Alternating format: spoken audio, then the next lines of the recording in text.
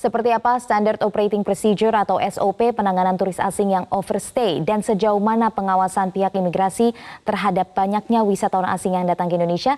Kita akan membahasnya bersama Kepala Bagian Humas Ditjen Imigrasi Kementerian Hukum dan HAM, Pak Agung Sampurno, melalui sambungan telepon. Selamat pagi, Pak Agung. Selamat pagi, Mbak. Ya, Pak Agung, kalau kita melihat kejadian yang viral di media sosial ini, penamparan, apa sebenarnya yang terjadi sehingga penamparan itu terjadi? Apakah ada treatment tertentu terhadap turis tersebut atau bagaimana?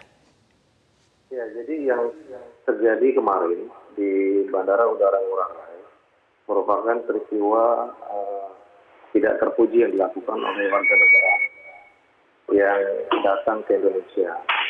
Ketika itu petugas imigrasi sesuai dengan SOP yang dimiliki harus memberikan pelayanan yang terbaik bagi para tamu-tamu negara tersebut. Yang terjadi ketika petugas menjelaskan bahwa warga negara asing itu telah melakukan pelanggaran keimigrasian yang didapat justru malah peristiwa yang tidak menyenangkan.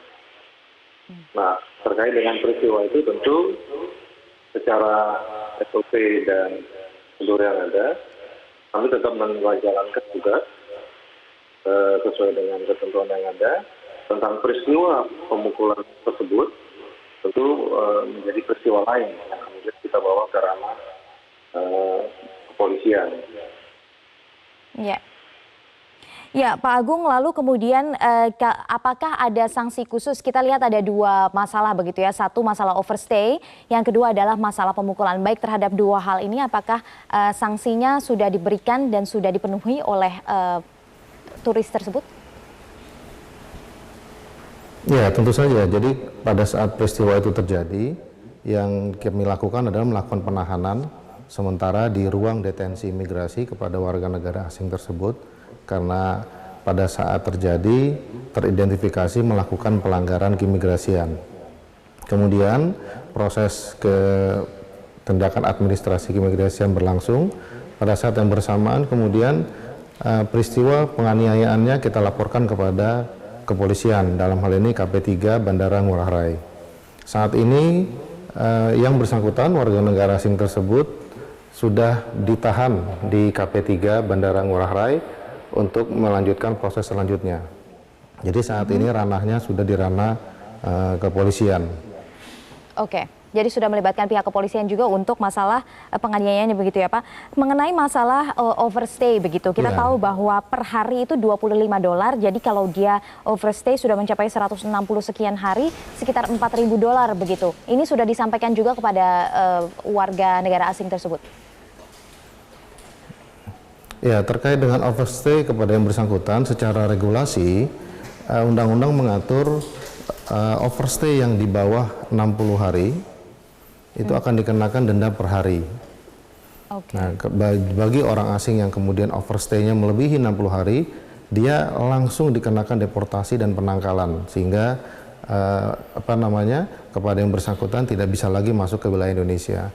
Maka dengan demikian, terkait dengan peristiwa yang kemarin, tidak hanya karena masalah keimigrasiannya, tapi karena masalah perbuatannya yang tidak menyenangkan dan tidak menghargai pelaksanaan tugas pejabat negara di lapangan, maka yang bersangkutan tentu bisa dikenakan penangkalan untuk tidak bisa lagi masuk ke Indonesia.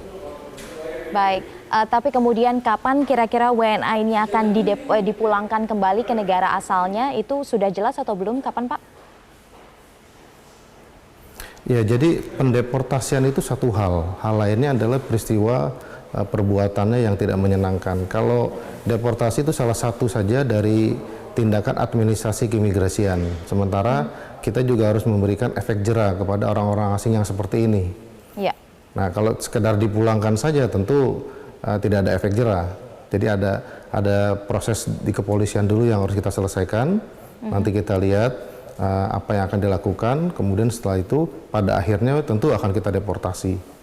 Baik, Pak, kalau kita runut dari kejadian dari awal begitu ya Pak, mengenai turis-turis atau warga negara asing yang masuk ke Indonesia, kita tahu penggunaannya adalah visa on arrival. Apakah kemudian hak kewajiban termasuk lama izin tinggal dan konsekuensi bila melewati dari aturan tersebut ini juga sudah disosialisasikan dengan baik kepada mereka yang masuk ke Indonesia? Iya, tentu demikian. Karena ketika orang asing itu datang, kemudian diberikan cap masuk oleh petugas imigrasi pada saat kedatangan, di dalam cap itu juga sudah tertera lama tinggal yang diizinkan. Jadi length of stay dari orang asing yang akan berada di Indonesia secara jelas dan tegas tertulis di dalam cap yang diberikan.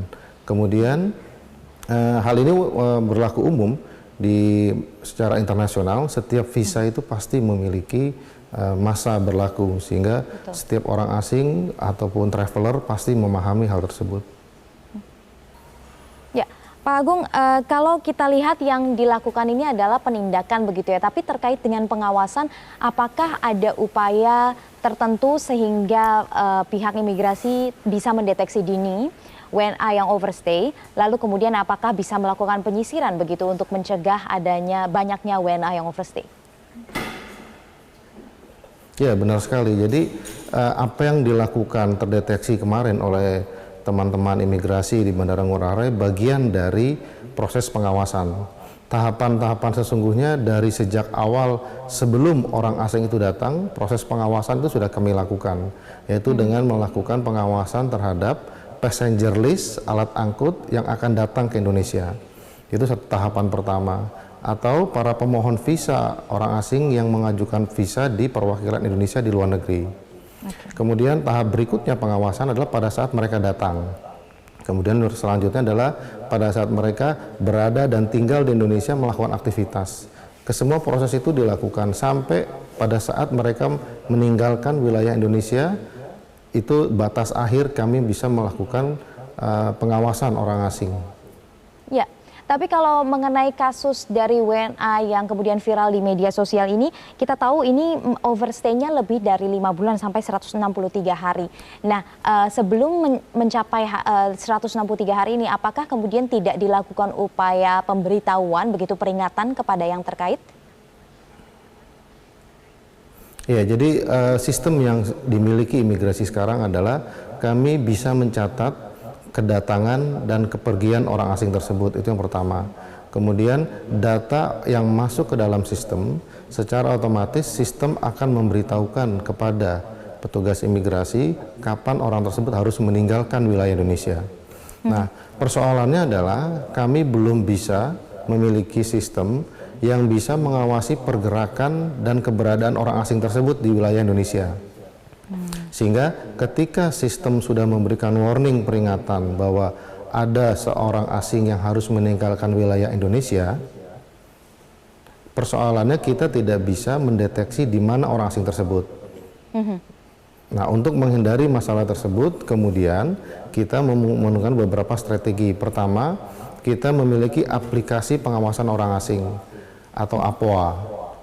APOA adalah satu aplikasi yang digunakan oleh imigrasi untuk bisa dimanfaatkan para pemilik hotel dan penginapan untuk melaporkan keberadaan warga negara asing yang menginap di tempatnya secara online. Sehingga dengan demikian dari informasi tersebut kami bisa linkkan dengan database perlintasan manusia. Yang kedua, kami juga memiliki strategi untuk melakukan pengawasan orang asing melalui tim pengawasan orang asing yang terdiri dari beberapa instansi termasuk melibatkan masyarakat. Tujuannya adalah untuk mengumpulkan informasi yang dari informasi tadi sekali lagi kembali untuk di-linkkan dengan database yang tadi. Kemudian yang ketiga, kita juga melakukan pengawasan pada saat orang itu meninggalkan wilayah Indonesia.